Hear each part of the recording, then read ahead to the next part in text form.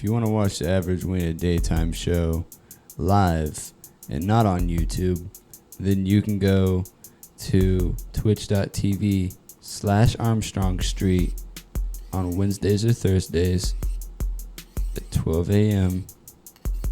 or 12 a.m. at another time and place during the week. And if not, you can also find us on all the streaming platforms, which are including but not limited to Spotify. All right. And now here's the Average Weiner Daytime Show with Raven and Maceo. I hope you enjoy. Spotify. Average Weiner Daytime Show. Hello, everybody. Shut up. Oh my God. Bro. Shut up. Bro. Shut up. Bro. We talked about this. No. We talked about this. No, we didn't. Yes, we did. Stop. We talked a long time. But we didn't. Yeah. All day. No, we Yes. didn't. Yes, no, we did. didn't. Yes, You're we did. lying to me right now. Dude. It'd be really good if we just recorded that. Did we not? Did you want to? Are we not live? No, like, did you want me to? Like, we're live, but did you want me to, like, record that for later? Oh, sure. Okay. Do you want to do it again? Or Okay, yeah. Yeah, let's do it again. Okay. Shut up. No. Oh, wait. Wait. I'm so confused. What do you want to redo? You know what? It's not even worth doing at this point. It's fine. It's fine. Let's move past it. Okay. Let's move past that. All right. Hello, everybody. Welcome back to the podcast. Welcome back to the show. To the Average Weiner Basement Show. Well, yeah, welcome to the Average Weiner Basement Nighttime Show. We are in setting number 3. Yep. It's This is our third setting. Oh my God. 3rd setting, 5th episode. Yeah. Yeah. How are you doing? Mid. Mid? No, I'm just kidding.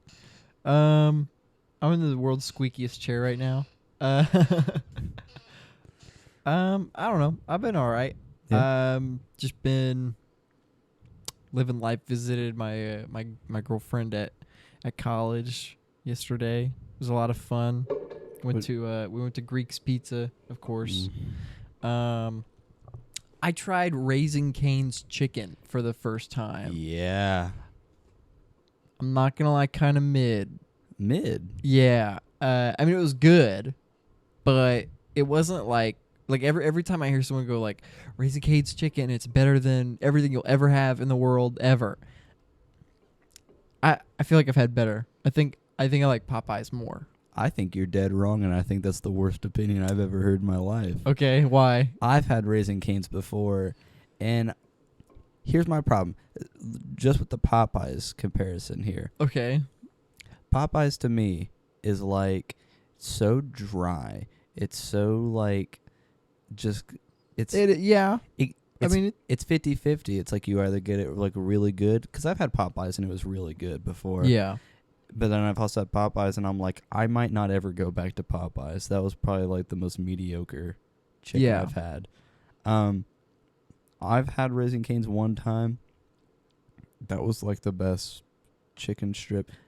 It felt like the best for my money too. Yeah, it is pretty cheap. Right. It is. Well, it's not like cheap, but it's not like at Popeyes or at Raising Cane's you can get, like, I got a 3-piece chicken tender combo for $10. Like that's not amazing, but it's not bad. And then at Popeyes you get like one chicken finger for $20. You know, it's like Right. So yeah, it's price wise it's better. The fries were ass. Yeah, I'm not a big fan of the fries. The fries were terrible. The bread was nice. Did you try the cane sauce? Yeah. What'd you think of that? Yeah, it's fine, right? It was. I mean, I thought the cane sauce was the most mid part of the entire meal. really. Yeah.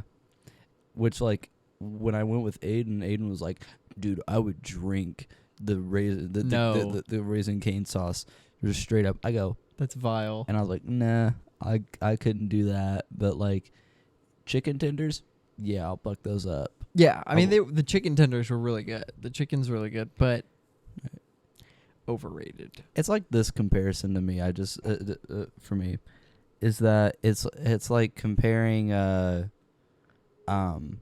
Wingstop to B-dubs. Bro, Wingstop is trash. I I'm know. sorry, Wingstop is terrible. I had one. I bought a 20-piece. No, not a 20-piece. I bought a 10-piece, and I ate one, and I was like, yeah, I might have to throw these away. I can be completely real with you. I've had Wingstop in Muncie. Okay. Prior to having it in the new one in Kokomo. Yeah, I can tell you that the Kokomo one is god awful. it's terrible. Yeah. But the one in Muncie, actually not half bad. It's actually a pretty good one. So, and I do genuinely, I think it's with Wingstop, it's the staff in Kokomo. They genuinely do not have a single clue where they work at. Yeah. They don't know where they're at, dude. Yeah. Well, it doesn't help that they're working in a building that used to be a bank. Right. Like, it's so funny that it's like, it says Wingstop and then it has the drive-in for the bank part. Yeah. It's so funny. It's so funny looking.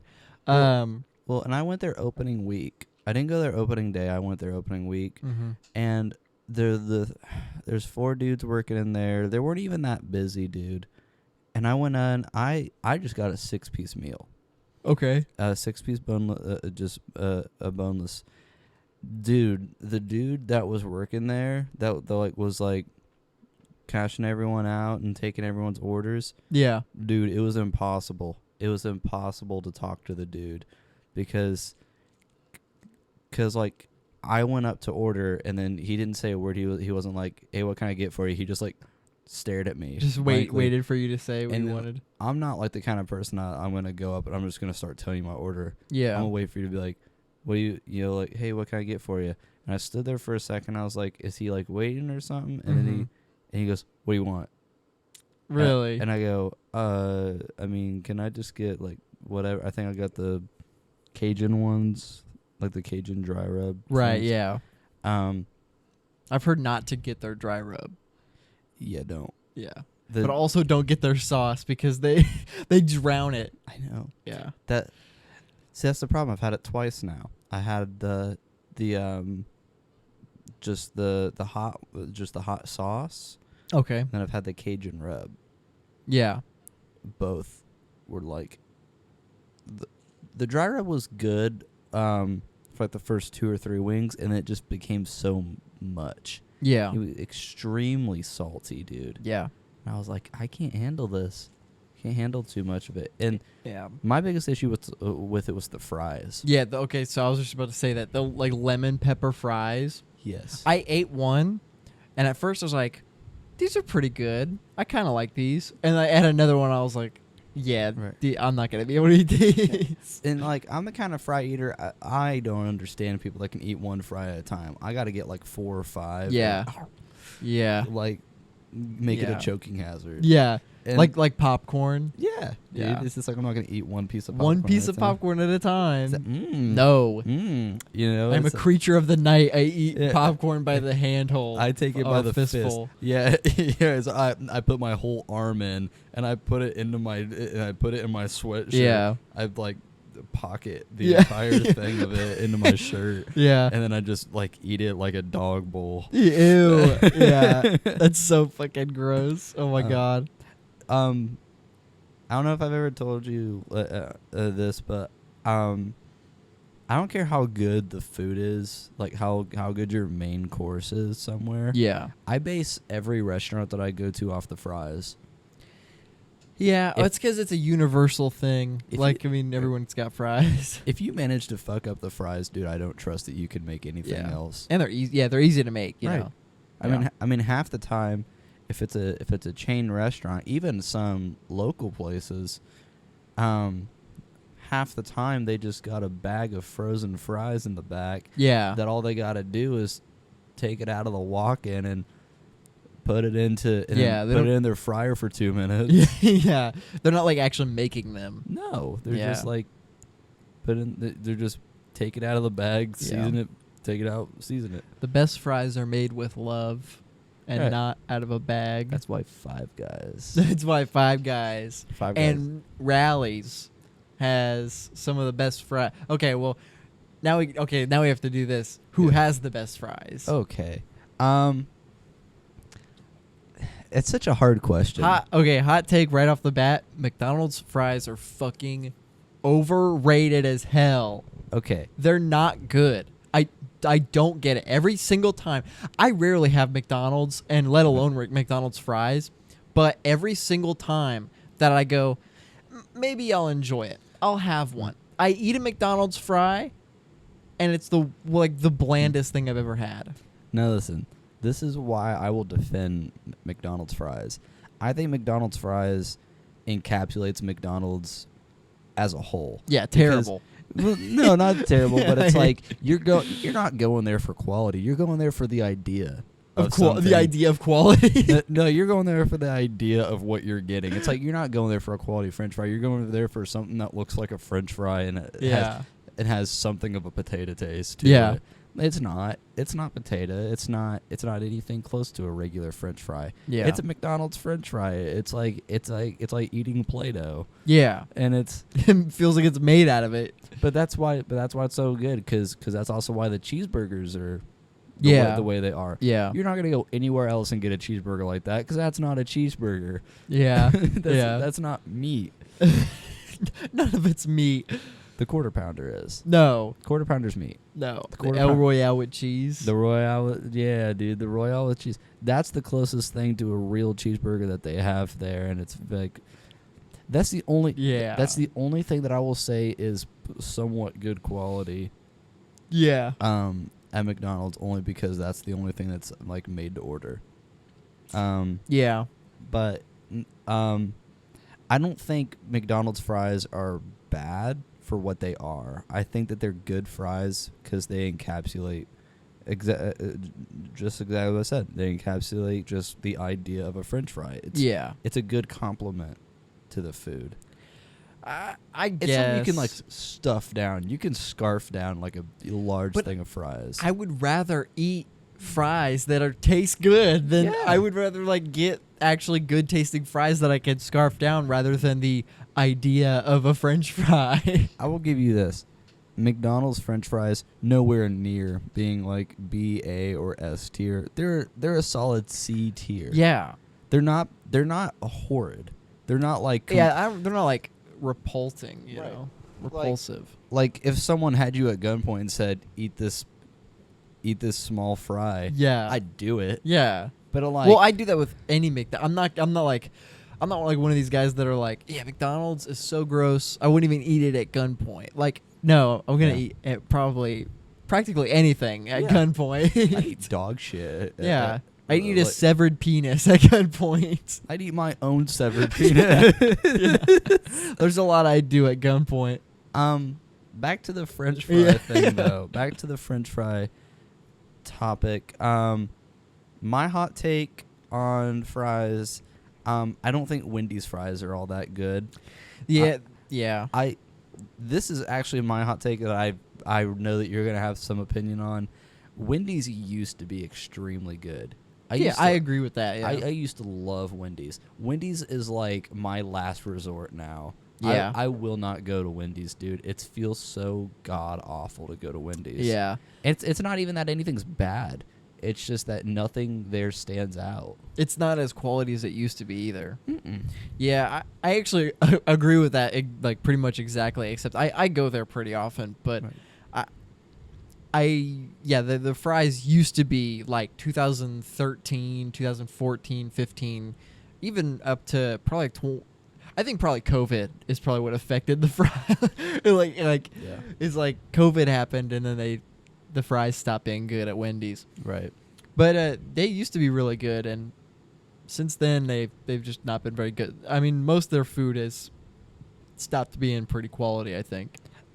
Right. And I especially think that with like their chicken nuggets. I I think their chicken in general has become so awful. I used to be able to eat so much of their chicken nuggets. It's unreal. Yeah. But like get like 4 boxes of the 50-piece nuggets. Right. Yeah. I can't wolf down a 4-piece nowadays. Yeah. Dude, it's tough. Those things, they always come out so dry. And they're never hot. They're never hot. They're always like either room temp or they're cold. Yeah. I've noticed that they've stopped being like actually like hot. Right. Yeah. But like the fries for some reason they're always like just scorching. Yeah. Oh yeah. The fries are always like steaming hot. Right. Yeah, they're not as good as they used to be. I know a lot of people get their opinions on Burger King. I'm not the biggest Burger King fan. I think Burger King's F tier. You think like overall Burger King is? I think there's not one redeeming factor to Burger King. I think their fries are some of the best fast food fries because they're crispy and they're salted, and that's kind of all you need. And they're hot at least at first, and then it goes away. But listen, this is my take on Burger King. This actually might be my hot take. Then I don't know. Okay. A lot of people don't like Burger King though. But the many people like Burger King, but they can at least bring up one thing that they like about it. You know. Yeah. They can bring that's up. True. They can bring up a redeeming factor. They're like, yeah, I don't like Burger King, but other than this. Right. Yeah. Like there's one thing that I like, and it's this. I don't think there's one good thing about Burger King. I think they're overpriced. I think that the quality is completely shit. I think it never has good service. Wow. I've never had these issues. Dude, every time I try going to Burger King twice a year. You try to, is that like a goal for you every year? Is like, I'm going to go to Burger King twice. I go to Burger King once and then I have a bad experience. And then like a few months later, I'm like, okay, I'll try Burger King again. I don't I don't consciously do it, but like I do. It just happens. I try Burger King every so often. Yeah. It's like going, I'm trying to think of another place that it's like going to Dairy Queen. For me, so I don't go to Dairy Queen all the time. But this is my thing. Like, if not many people go to Dairy Queen for the food, It's like, but this is my thing though. When I do go for the food, this is why I think Burger King and Dairy Queen are like cut from the same cloth. But Dairy Queen's better. Yeah, Dairy Queen is better. Yeah, it's way better. I think Dairy Queen has better quality food. I still don't think it's good. Yeah. I still don't think it's good by any means. Yeah, but I think Dairy Queen's fries beat Burger King's fries all the way. That's fair. Yeah, that's a fair. I'll agree with that because as much as like people clearly probably don't go to Dairy Queen for like anything but ice cream, most of the time, they probably have some of my favorite chicken strips. Yes. Specifically the barbecue covered chicken strips. Wow. Goddamn, it's pretty good. Goddamn. It literally. I never even would have got them without my girlfriend. She was like, "Yo, they have these chicken strips at Dairy Queen that are covered in barbecue, and they're some of the best chicken strips I've ever had." And I was like, "All right, let's try it." Yeah, it's pretty good. Dog, it's life changing. They're so good. Yeah, they are pretty good. Yeah, no, like Dairy Queen. I've heard a lot of people that don't like Dairy Queen. I've heard it's I've heard from a lot of people C tier all the way. C-tier. That it's just middle of the line. It's not bad. It's not good. I personally, it's probably B tier. Yeah, exactly. I was about to say it's B tier. Probably more like a low B tier. Low B tier. Yeah. I could see low B tier because like it's not like all their stuff is good.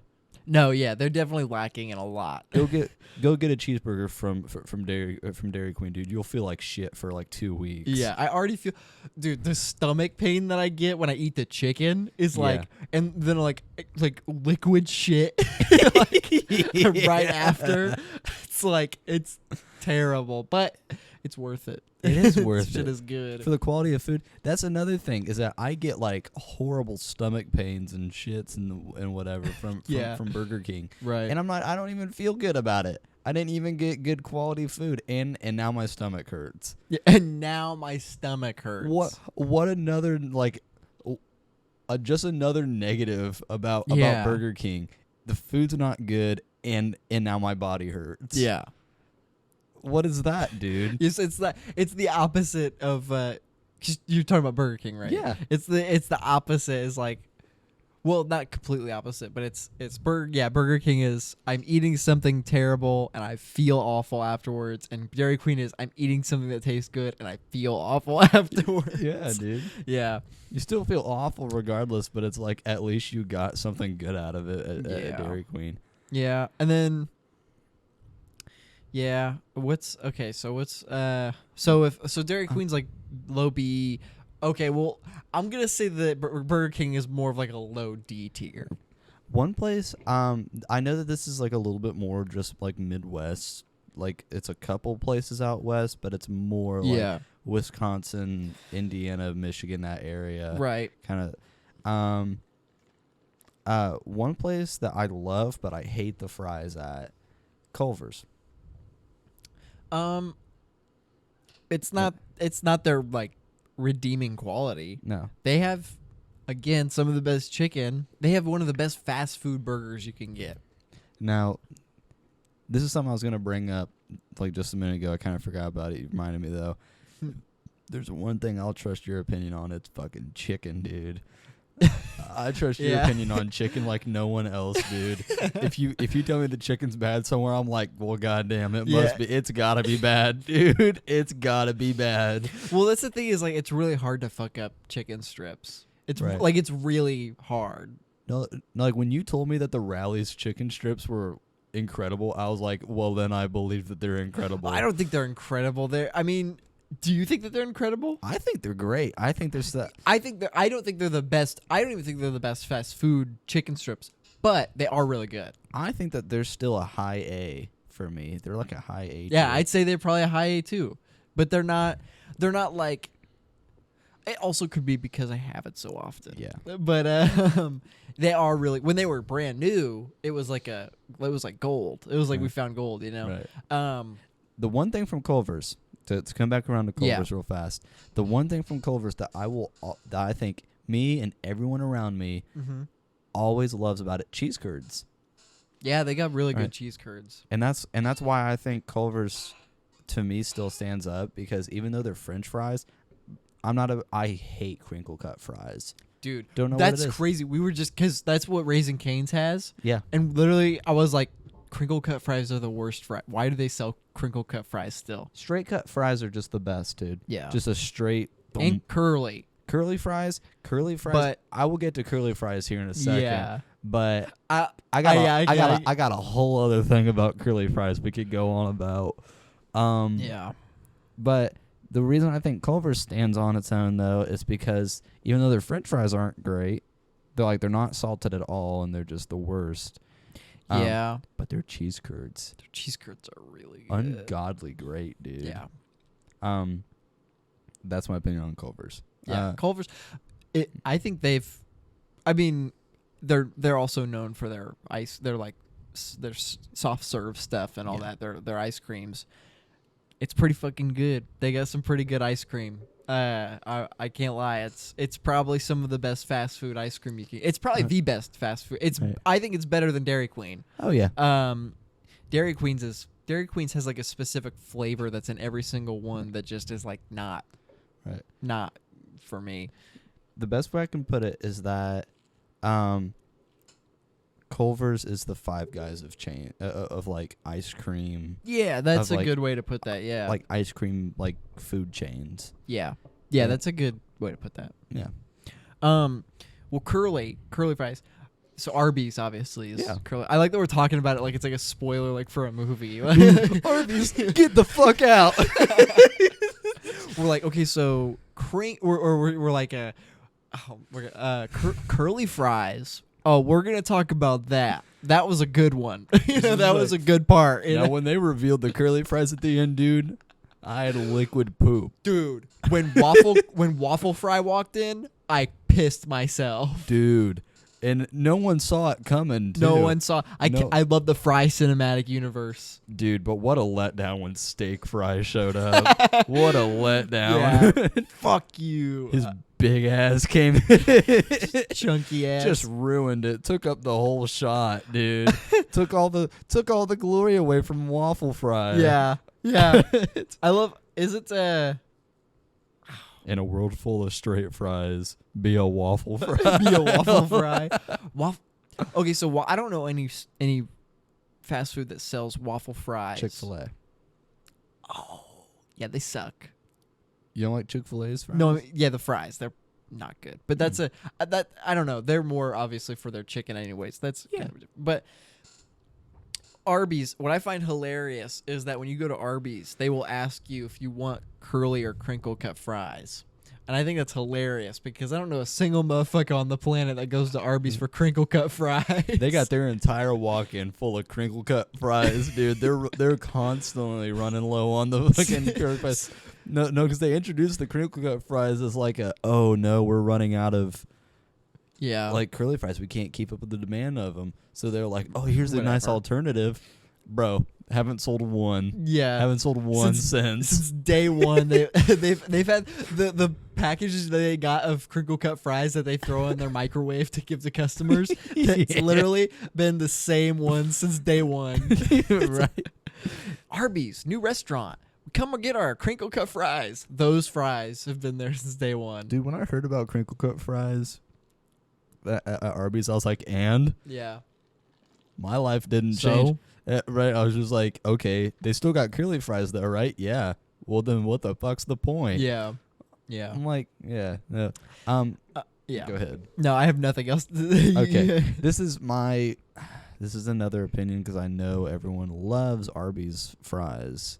I don't think everybody loves Arby's. I mean, they're definitely the best thing Arby's has, but I don't think everybody loves Arby's fries. I know most people, like, if you talk to most people, they won't have many negative things to say about Arby's fries. Now, probably not. Now, you'll hear a lot of people go around and Arby's sucks. Yeah.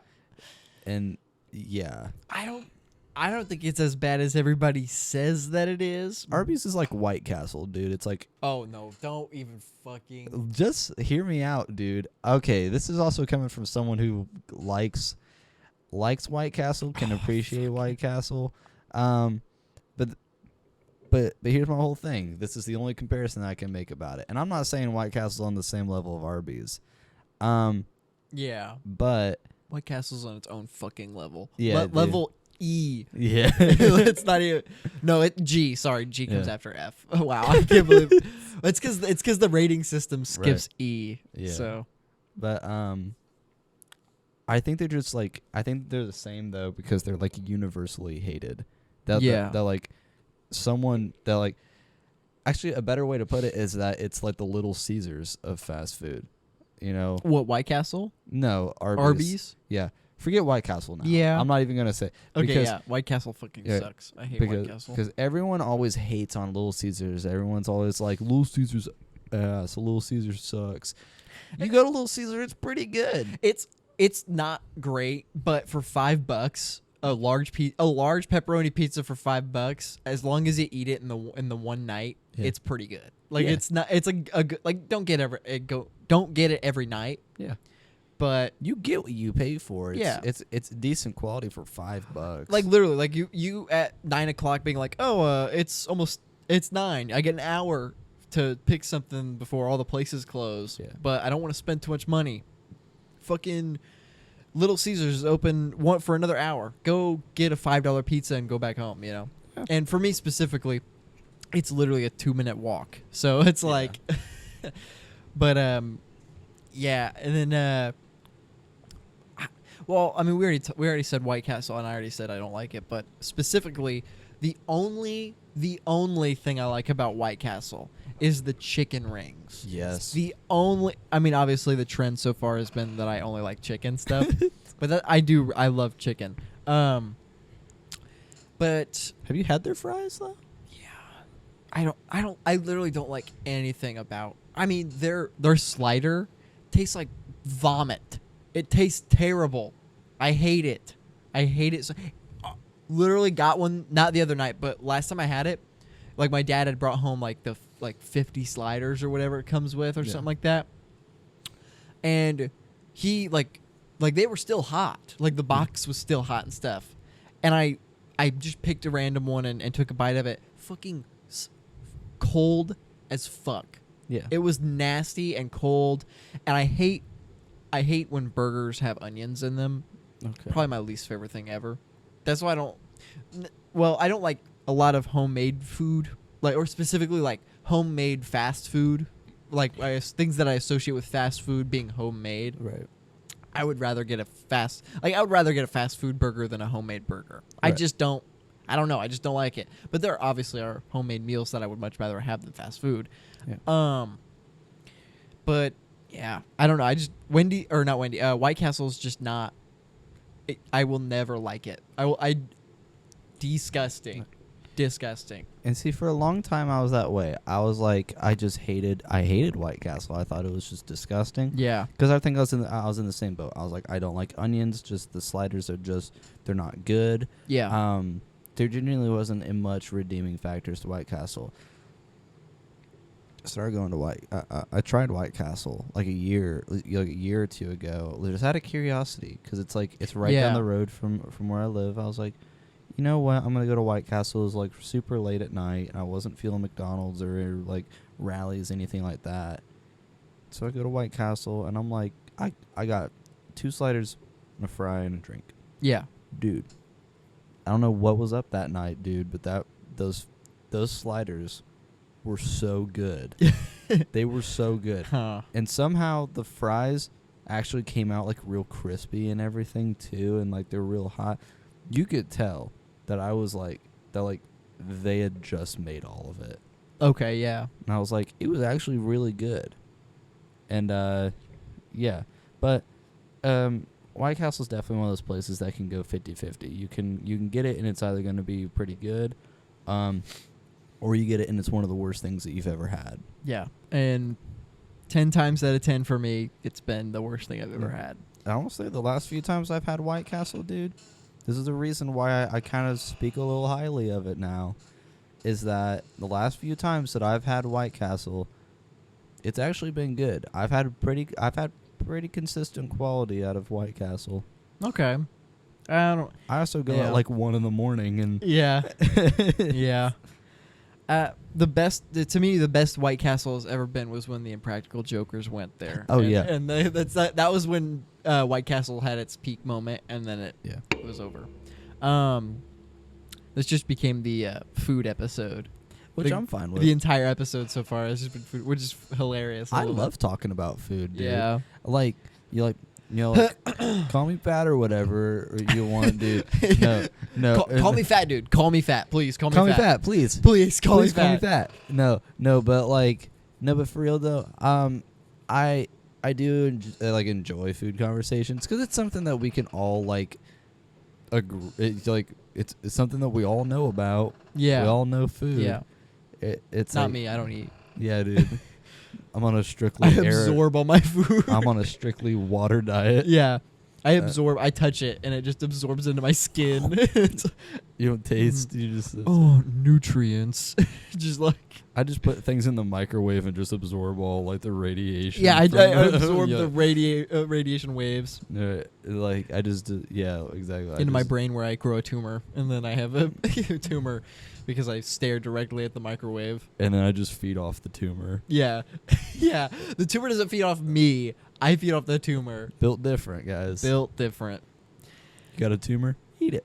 Just eat it. Take it out and eat it. Yeah. Don't need to take it out. Just if you concentrate all your energy on the tumor and just squeeze really hard, just tense up, it'll go away. Like you're taking a poop. Yeah. Secret cure to cancer.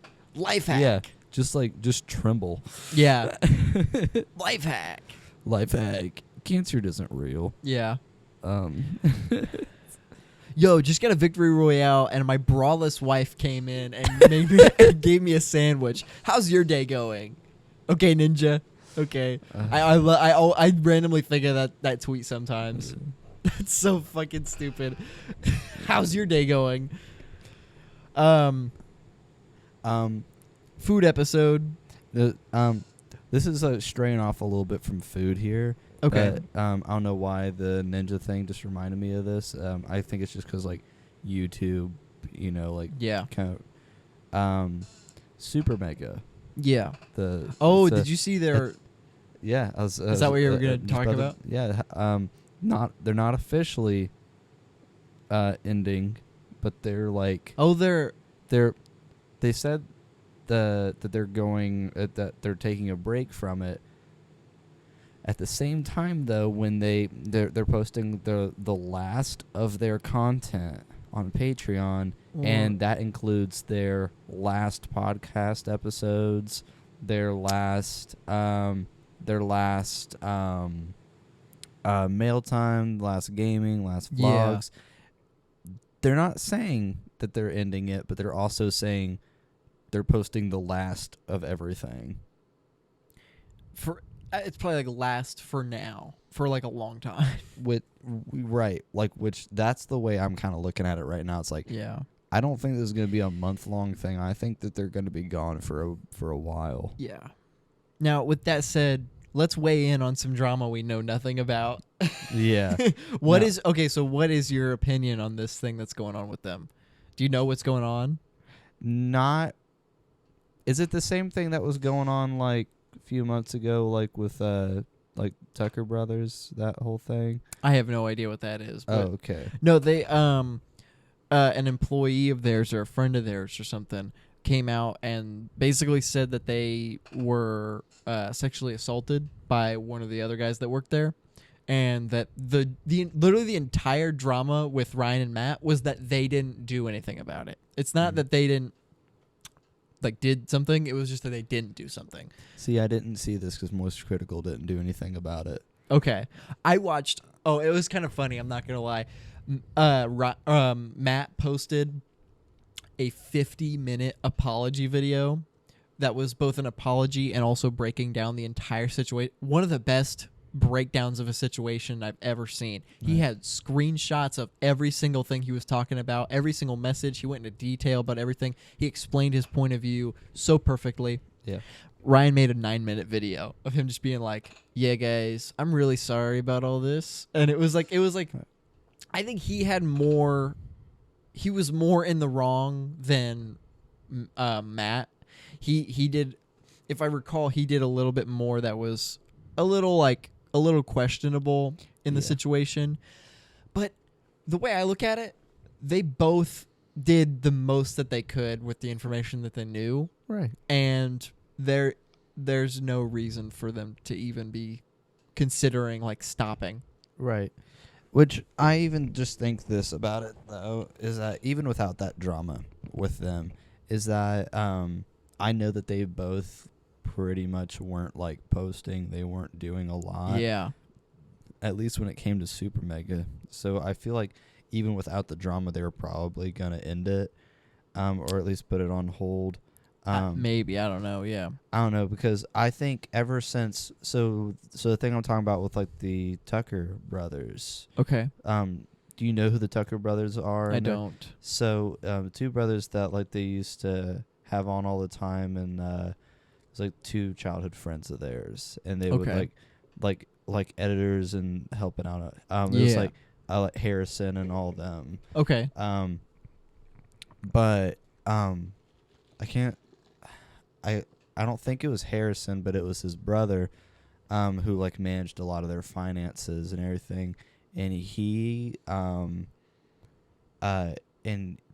spent a lot, a large chunk of their money.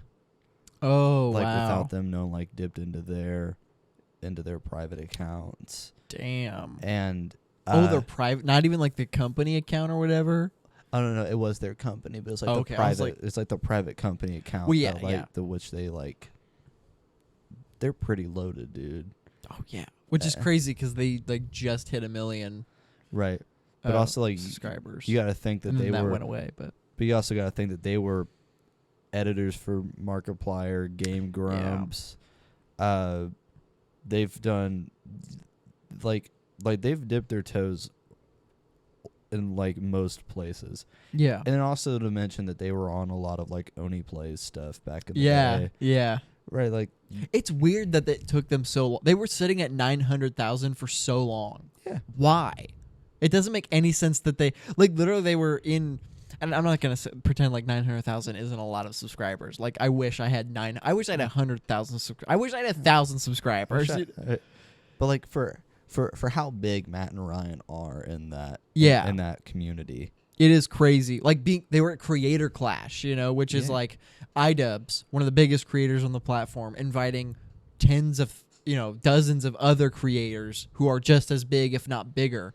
Right. And then there's Matt and Ryan who have been there just as long, but their channel just doesn't have as many subscribers, which is crazy. It just doesn't make any sense, especially when they're funnier than some of the people that they, edited for, right, and like worked with. Right. No, like the quality of stuff that they uploaded, dude, was so good. Yeah. Such good quality. Even when they showed up in like different Game Grumps videos. Yeah. Have you ever seen the office tour? That it's like this old video of like an office tour of like Game Grumps' old office, and it's like back in the day, like when Supermega was first starting, and they would use the Game Grumps office to record, like a bunch of their videos, and they're going into the office, and Aaron's going into the office or into like their like little studio area to show it off. Yeah, and Ryan's walking out, and goes, "Oh," and here comes Ryan, and it's like, "Hey man, how you doing?" I'm okay. and then he just like walks off really fast. I'm all right. Dude, like Ryan's such a weird dude. He's such a weird kind of character, because it's like you would think he's like putting on a character whenever he acts like real awkward or weird like that. Dude, he's just being himself. He's just very awkward. Did you ever watch the Cold Ones like episode, like when they had them on? I watched a little bit of it. Yeah. They like were telling a story of when they went to Japan, and they were there for like 3 or 4 days, and Matt says that Ryan had a copy of Harry Potter and the Chamber of Secrets, or like something like like one of those books, like one of the Harry Potter books, and he didn't open it the entire time that they were on their way to Japan, but the second they touched down in Japan, he started reading the book, and then they were all hanging out at some bar, and Ryan was just had his head down, just had his head down at the bar, just reading the book and reading the book at the bar. Hey, sometimes you got to be an American reading a English book in Asia. Sometimes you have to do it. No, and then I guess they all went out. Later that night, they all went out drinking, like having fun, and Ryan stayed back at their hotel room to read. Oh my god! I'm like, that's so wild, because I'm just like, you can't make that up. Yeah, you can't make that up. That Ryan, and there's no way he did it just for content, because no one even knew about it. No one knew. Yeah, it's just him. Yeah, he did that. They didn't bring that up for like a year. Yeah, that's so funny. He is clearly like a very awkward and shy kind of guy. Yeah, I think the stuff against him was that he groomed someone, like a fan.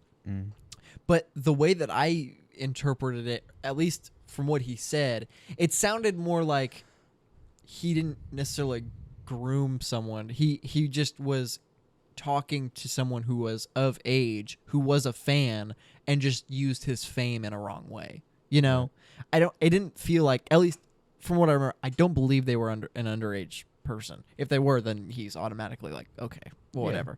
But I believe they were of age. Like, and seriously, if you're like, let's say they're 18, if you're really like, 18 is still, he groomed an 18-year-old. You can't groom. 18 is an adult. Yeah. They can make their own choices. It's a little morally questionable, yes. But it's not a child, 17 or younger, that would be, okay. I just don't get, like, the whole Carson thing. When the whole Carson stuff was going on, Yeah. And I still don't think he should, like, the whole idea of him being, like, persecuted because she was 17 and he was 19. That's me right now. Like, Right. not right now, but, like, a few months ago. You know, my girlfriend was 17 and I had just turned 19. That's a 2-year difference between people who still have teen at the... I think if you have teen at the end of your age and you're... Right. I mean, as long as it's not, like, 13 or 14. Yeah. It's a little strange, but as long as it's a 2-year difference, it doesn't really bother. It's weird. I mean, because there are 19-year-olds that are still that are graduating high school. That Whether they were held back or not, you know. Right, or just started late. Yeah. I mean, because genuinely, dude, like I still think about that, like, as, like, a high school thing. It's like, if 19 and 17, right? Like, bring that back, like, a year. You got a senior and a sophomore in high school. That's weird enough, but think about this. I knew an 18-year-old. He was 18 in his senior year of high school, dating a 14-year-old freshman. That's weird. Right. I don't think a senior and a freshman should not be, because a freshman. Here's the thing, because a freshman just got there. A freshman is just starting to be in the final stages of being a teenager. Right. Find out the kind of, you know, weirdness and craziness of being a teenager, while a senior has been in it and they are in the mindset of, I'm going to take advantage of this little kid, basically. Right. But I think, especially when it's an older senior and a younger freshman. Yeah. Oh yeah, definitely. I think you could get away with a sophomore just because they have been there. You know, they're not brand new, but also a little strange. But then, other than that, it's like, I think if you're both in high school, and, like, you're both at, like, I think if you're both kids, yeah, it's like, okay, it's whatever. Yeah, for the most It's part, like, yeah. It's like, but here's the thing about it. I think no matter what way you look at it, you do have to be smart. Yeah, about it. Oh, of course. Like you can't look at it, like, in a way of as being 19 and then seeing, like, a 17-year-old. I think in some cases, like in your cases, it could be that, you know, I mean, like, were you 17 or 18 when you started dating? When we got together, I was 17. 17? Yeah. So 17 and 15, right? Or 16? She was 16. Yeah, Okay. she was 16. Yeah. So already right there, now, so right there you have... I don't think I would have got together with her if she was 15. I don't think I would have. No. But you were, like, both kids, okay? Yeah, we were still kids. Right. Yeah. So, but that's the whole thing, is that I feel like it would have been a little weirder, if you would have been 19 and then she was 17 when you got together. That is a little weird to be out of high school dating high schoolers. It's a little strange, but that's my only thing. But I think if you were dating in high school, fine. You know what? But I think that if you are currently an adult, I think if you are in college or you are out on your own, you're an actual adult now, and you have to, like, be an adult. I don't think that you should be even thinking. You shouldn't even go near a high schooler. No, that shouldn't be in your mindset. Yeah. But that's just the thing, though, is that some people are fucked up, and I don't genuinely. Weird. I think when you turn 20, high schoolers should be off the board, whether they're 18 or not. I think if they're in school and they're 18, you should wait till they get out of school. You know, once you're out of high school, high schoolers should be off the table. Yeah, that's my opinion. I don't care how old you are. Once you're out of high school, stop fucking with high schoolers. That's pretty fair. Yeah. That goes with relationships. That really goes with if you hang out, drink, and smoke with high schoolers.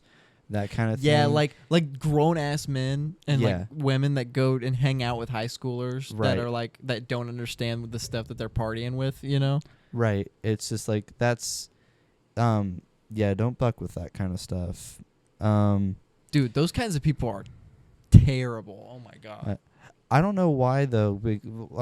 I guess it's also just weird for me to think of it because, like, I've only ever been friends or in relationships with people my own age. The only relationship that I was in that there was a slight age difference. I was a sophomore and she was a junior, and it was only for a little bit. Like, but I was still like I was 16, she was 17. Yeah, that kind of thing. So like no big deal. I think people hear the category of school that you're in and automatically kind of associate with like, oh, junior and sophomore. Oh, that's a little weird. You're above this one or you're below this one. When you can be 17 and be a sophomore. Right. Like which and this is my whole thing about it is that when you put an age on it, if you break anything down to like, the sophomore and junior, that might make anything sound good. But it's exactly like what you said. You could have some super genius 14-year-old sophomore. Yeah. Some young Sheldon type. Yeah. And and then mixed with like a 17 or 18-year-old junior. So it really does come down to it that this really goes for everything. You have to look at the you can't take anything as like base level. Right. Well, you can't take that. Goes for literally anything ever. Yeah. Right. Right. And like I think especially with like predicaments such as kind of like what happens with someone like like Carson or right now with Ryan, that kind of thing. Yeah. It's that right now I feel like a lot of people look at it base level. They don't look at it as like as every single fact. It's just more or less like, there it is. Yeah. Like the issue with Carson and stuff, I don't think it should have ever even been like, oh, he was 19 and she was 17.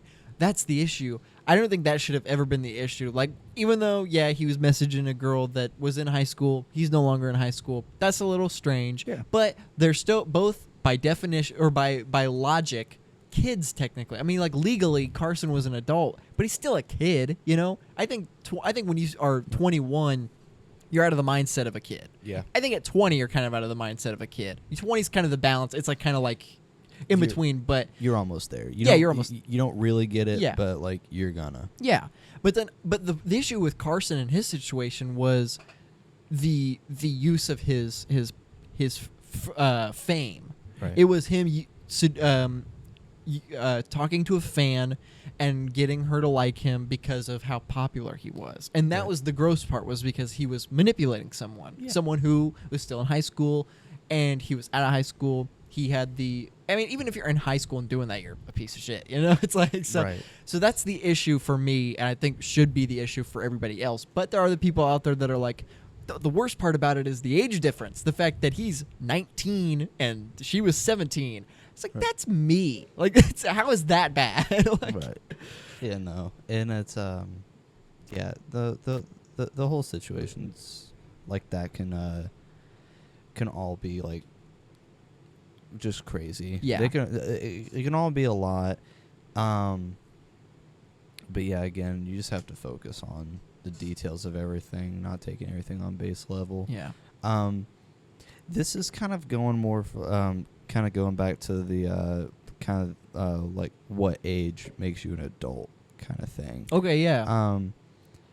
And kind of just what we were talking about, like how like 20. You're not really an adult yet. Like you're kind of in the mindset. This is coming from me right now. I'm 21. Yeah. I'll be 22 in November. Wow. Yeah. It's kind of crazy. You've already been 21 for almost a year. Yep. Yeah. I'll be 22 here in a few months. But but this is coming from me as a 21-year-old now. I don't even think that you're an adult when you're 21. I think legally, mindset. Like, I was like, but also don't go for teenagers. When you're 20. No, but like I think legally, yes, you are at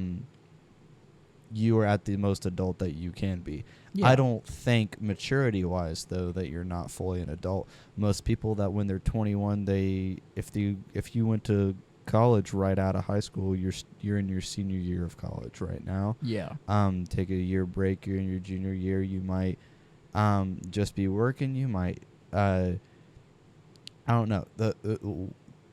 What I'm really trying to get at is that you're really not set. Yeah. You're either still in school or you really don't have your path figured out. I know that's kind of where I'm at. That's where a lot of people around my age group are at right now. Yeah. Is that it's your early 20s are a very difficult age. Yeah. Because I think for a long time you have this mentality that when you're 21 you're going to be a little bit more well set. You're going to be a little bit more well off. Yeah. I think that's just a thing that's instilled from you with as a child. Mm-hmm. Is that 21 is going to be? It's kind of the same thing as when you're a kid and I know this doesn't go for guys a lot of the time, but your 16th birthday. For a lot of girls, right, Sweet 16. Right, Sweet 16. Like, my 16th birthday is going to be great. I don't know about you, dude. My 16th birthday was shitty. It wasn't, I don't think mine was shitty, but it wasn't I don't remember being super special. Right. It was just every other birthday. Yeah. No, and that's what made it shitty, is that I was because you expected it to be. Right, I was just I didn't expect a Sweet 16, but I was I'm turning 16. That's kind of a thing. Yeah. And I'm like, whatever, though. It didn't really, I got a pizza. Yeah. That was cool. Yeah. It's, that was one of the special years I got a Dairy Queen ice cream cake. Nice. But no, it's kind of this thing, though, that your early 20s, you really can really be a tough time. Yeah. Because it really is kind of a little bit of a crossroads. Yeah. Trying to figure out what you want. I think it's where a lot of people struggle with do you either settle into a job, or do you go for passion? Do you go and pursue something that's outlandish and crazy? Yeah. Yeah, but yeah, this kind of speaks young and successful. Yeah. AJ Nelson came into my work today. Oh yeah? Yeah, he came by. Yeah, I know. I know a famous skateboarder. Yeah. Actually, it was my first time meeting him officially.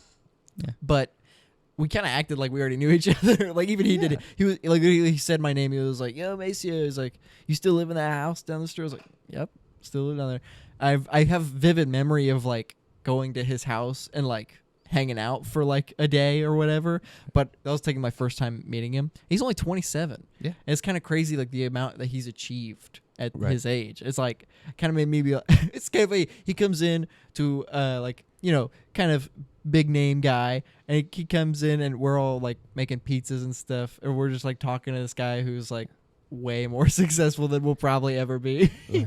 Well, that's kind of the weird thing about it, especially with AJ. I know AJ pretty well. I've known him throughout the years. Yeah.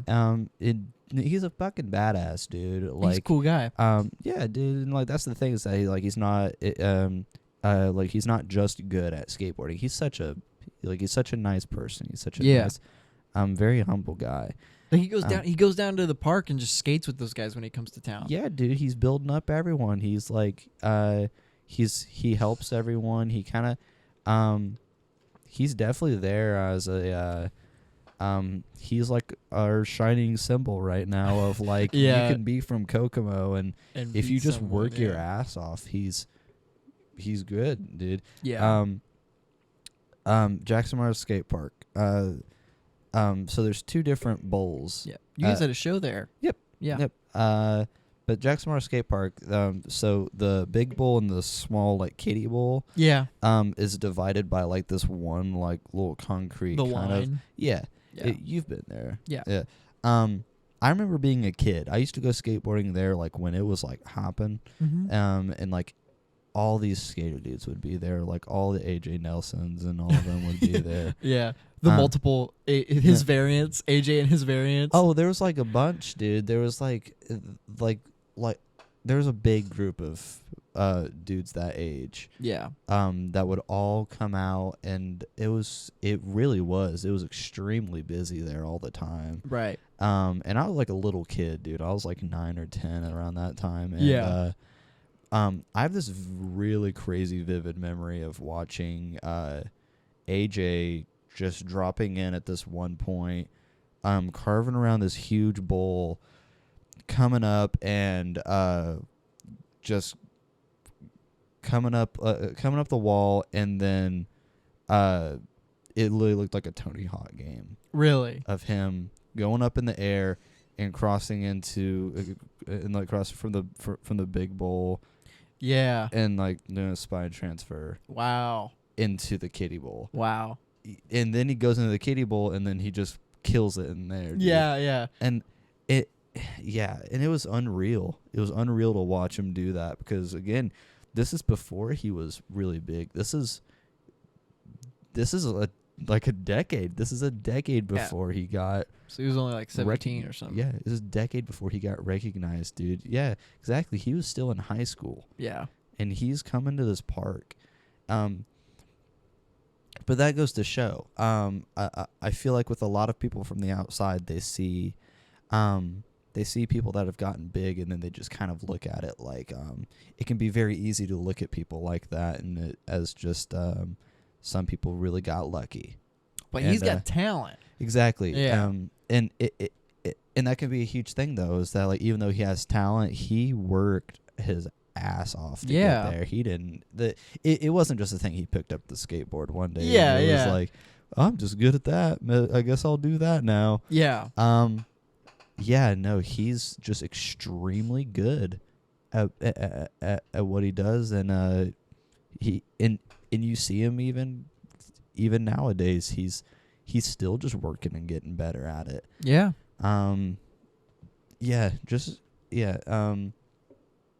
But I know, like, and this is kind of a thing just coming, like, from another thing that can be, like, someone looks at what you do, and it can just be like, oh, that's just talent. That's just, you just have that. That's, it's a thing that I've been hearing a lot since I was a kid, like, playing music. Just because I started young. Right. I was this young kid playing drums. The young prodigy. Young prodigy child. So stupid. I know. And even when I was a kid, I never fell for the whole, you're so talented. I think you were. It's just, I mean, I was a little kid, and I had people come up to me being like, oh, you're so talented. Thank you. But even then, I was being taught, like, this humbleness. I was being taught, not to be, like, full of myself. It's like, yeah, I guess I am. I guess I am pretty good, the best drummer to ever exist. Yeah. Yeah, but no, like, even nowadays, like, someone will say, hey, good job, after a show, and I'm like, thanks. Thank you. And it's, because it is just a genuine thing that you never really stop trying. Yeah. You never really stop doing it. And with someone like AJ, it really does show that when you work extremely hard towards something, it's could be a big thing. And kind of going with this age thing a little bit, though. This is kind of a little bit of a thing. I'm sorry, I'm kind of talking a little bit now. But yeah, AJ was 25, maybe 26 when he got signed on. He's 27 now, so yeah, but he was 25 or 26 when he got signed on. Okay. To like be on a Bones Brigade. Okay. Not Bones Brigade. Yeah, it's not Bones Brigade. It's Tony Hawk Pro Skater. Pal Peralta. That's what it is. But Pal Peralta is the had Bones Brigade, and that's what Tony Hawk first started out with. Okay. So it's a very, very well known skate organization and a very well known company. And he moved out to California. He was talking about, he was like, people are different out there. I was like, dude. I imagine. And I'm sure coming from little small town Kokomo, Indiana. Yeah, and then can go be in there. A big drastic step. Dude. Yeah. It's like you go from, dude, but even with AJ, he was 20, 25, maybe 26 when he went out there and he got really recognized. But I remember AJ, dude, when I was in high school, he was like early 20s, kind of where I'm at now. Yeah. Dude, and he was one of the camera guys for that fast play sports that goes out to all of the like high school football and basketball guys. He would go there early and set up cameras, and he was one of the camera guys for that. Oh, I didn't know that. Yeah, he did that for a short time, and I don't know. I remember seeing AJ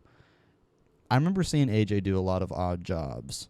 Yeah. Around Kokomo, but even then he was still skating. He was still doing all that.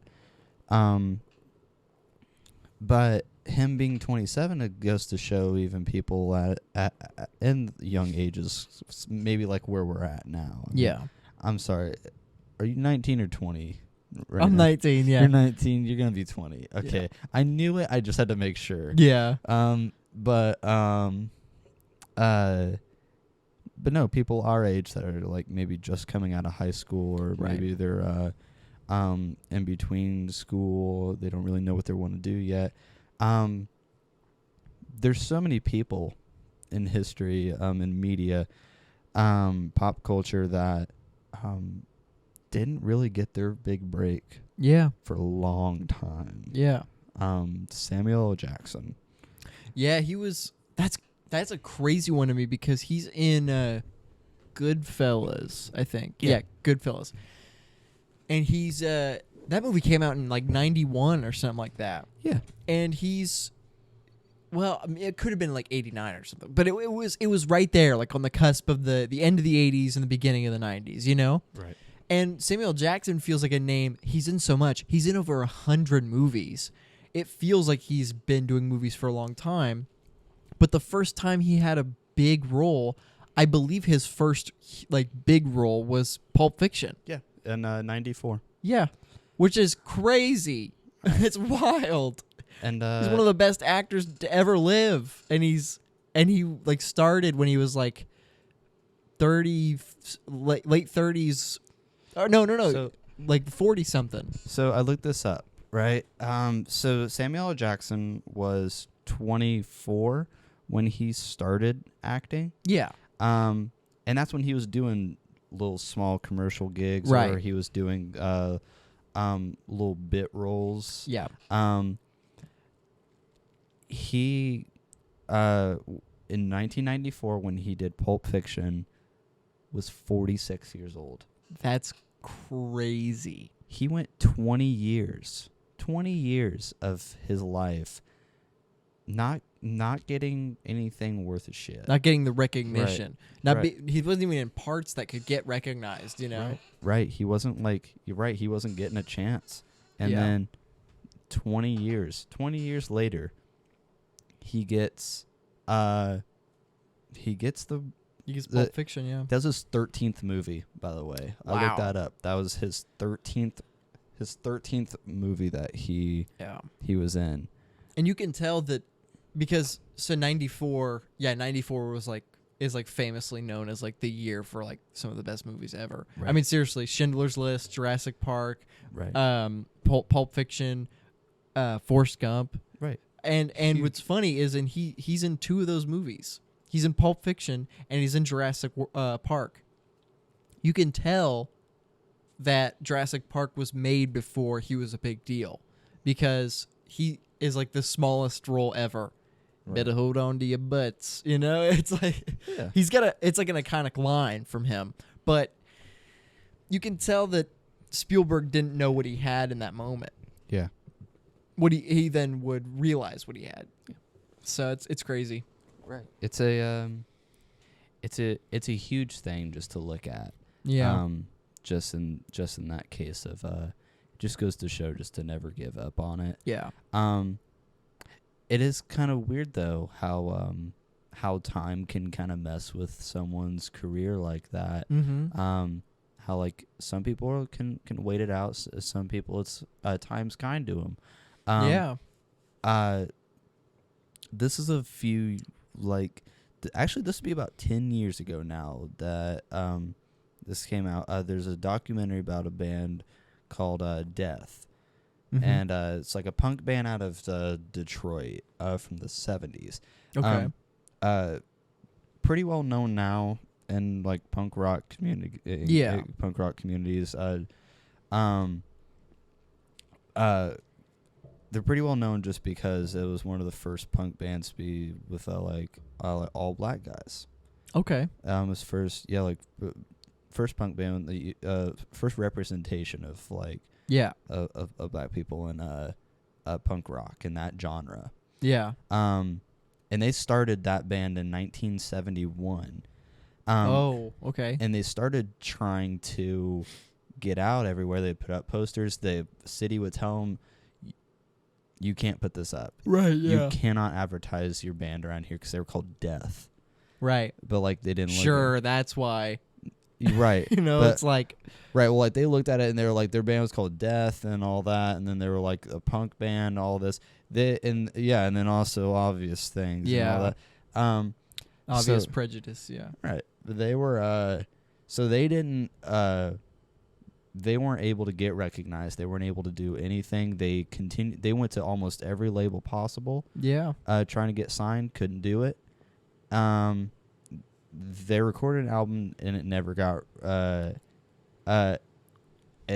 got like recognized. Wow.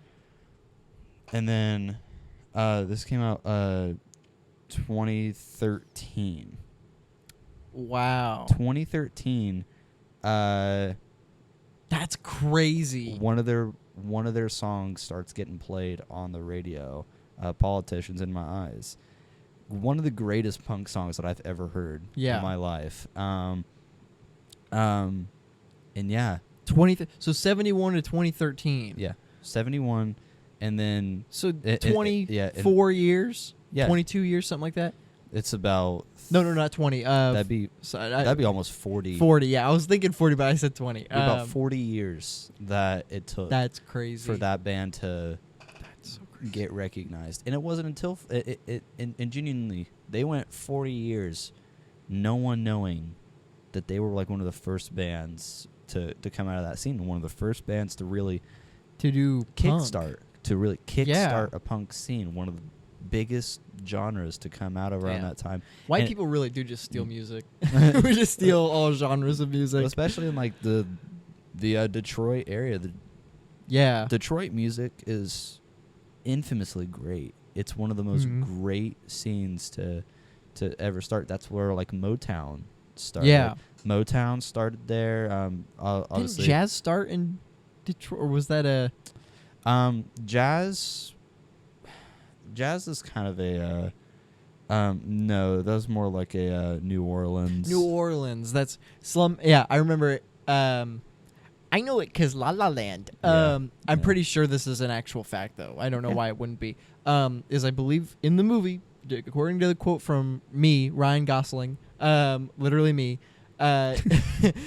he says that jazz started in a slum house in New Orleans. So, yep. It's nope. That is as far as we know, that is a pretty well known fact. It's just a bunch of guys who don't speak the same languages communicating through music. Right. Yeah. Yep. And that's kind of the cool part about music too, is that's kind of how a lot of music is started. I mean, you look at something like the blues. That's how a lot of blues started. It's obviously like in Louisiana, Mississippi kind of things. Yes. Chicago being a big one. New York. A lot of that's where like blues kind of started. It's where Muddy Waters and Robert Johnson. Right. But again, it was this weird time where it's kind of difficult to look on now, especially in a time where we have a lot of music's pretty easy access. Oh yeah. You know, you can, if you got a song stuck in your head, dude, you can listen to it. Yeah. No fucking problem. Yeah. I gotta listen to this song real quick. Yeah. Yeah, but it's like, it's, which kind of makes it weird to look at a time where you didn't hear a song unless you owned the vinyl or you heard it on the radio. Yeah. And that was the only way that you could hear that song unless you went and saw it live. Right. Yeah. And the music industry is such a huge, crazy changing industry. Yeah. Such a wild industry. Just because of how drastically everything will change and how difficult it is to change it for the better. Yeah. It kind of just moves at its own pace. No one can control it. Yeah. You're right. Yeah. That's crazy. We talked about what I consider the two most subjective things. Not movies. Movies, I think there's a bit more objectivity to it. Yeah. Objectiveness.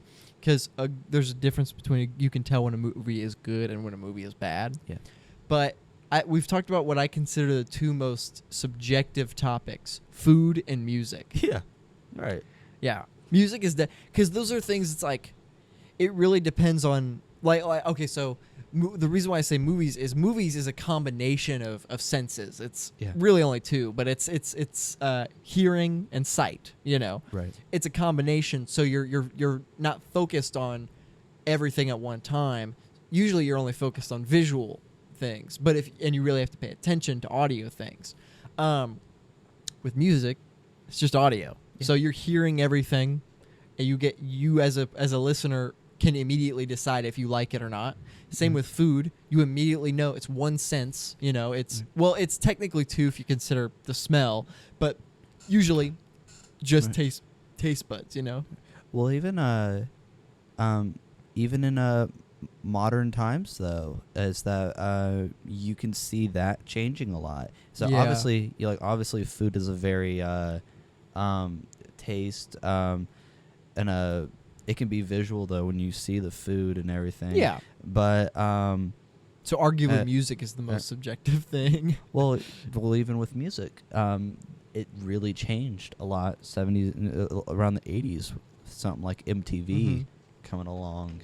And now all of a sudden, you have another way of hearing music on TV, and that's through seeing someone's music video. Yeah, that's a huge thing that that really changed the music industry. So, a lot of people will say it was for better. A lot of people will say that it's definitely for the worse. Because it definitely commercialized music. Yeah. Made it less of a commodity and more of a necessity. Okay. There's a very, very, very talented bassist named Victor Wooten. Very, very talented jazz bassist. Okay. He has a very good quote. He says that times have changed a lot, and you can see it a lot with the comparison between TV and music. Yeah. Decades ago, maybe 70s and around the 70s, you would have paid for your music and got your TV for free. And as time has gone along, now we pay for our TV, get our music for free. Yeah, that's and it's like obviously like you have things like Spotify and Apple Music. You pay your $10 a month, but you get unlimited music. Yeah, that barely gives anything to artists. Yeah, I mean, yeah, I know us personally, we have and I will say us because we do have a pretty large listening. We have a cult following. We have a pretty large listening, listener base off of Spotify, and it's obviously it's gone down a little bit just because we haven't been as active with music in recent times. But for like a year or so ago, we broke. We had about somewhere between 300 and 400 like monthly listeners on that's crazy. Spotify, and we had it was either one or two songs that were that were breaking 1,000 plays. Wow. But this is the thing about Spotify. We had collectively 3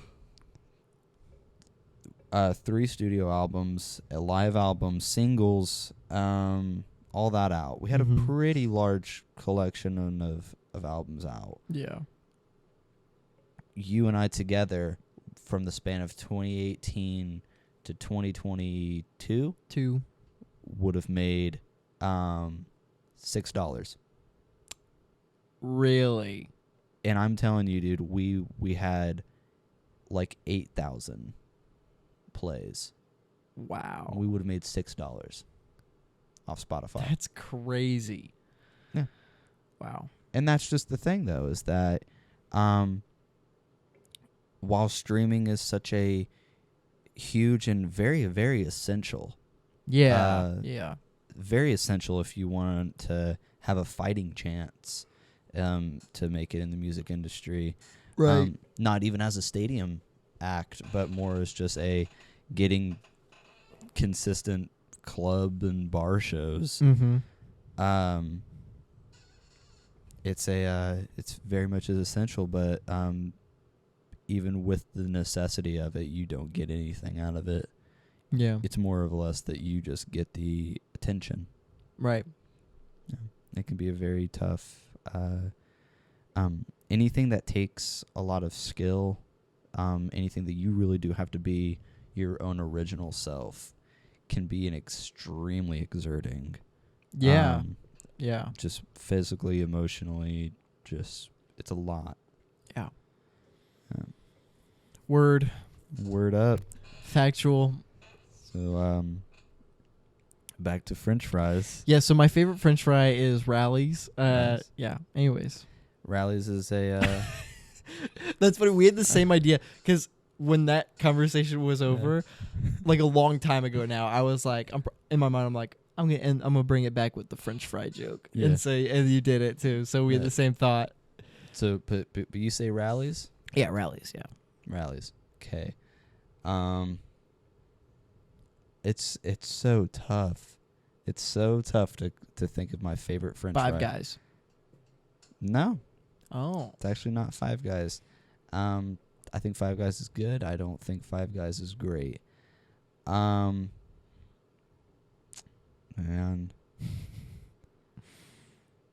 You know what? I got to... I don't know. Yeah. It's okay. You don't have to know. You know what? I do know. I do know what my favorite fry is. And it's also Rally's. Okay. Rally's is consistent. Yeah. That's true. They are pretty consistent. Yeah. We've done a lot of soul searching today about our favorite foods and music and movies, and we had some pretty groundbreaking. Talked about pedophilia, and I was gonna say that we had some pretty groundbreaking conversations. We talked about French fries and music. Yeah, French fries, music, and dating teenagers. Yeah, the essential 2 of the 3 which broke ground. Yeah. Yep. French fry. 3 essentials. The 3 essentials: French fries, pedophilia, and music. Yep. Well, thanks guys. Thank you everyone for coming by today. Oh, one thing that we should mention before we leave. Okay. So we are going to be if you're watching this on YouTube, then you already know. But we are going to be transitioning the podcast to Saturn. We're gonna record on Saturn from now on.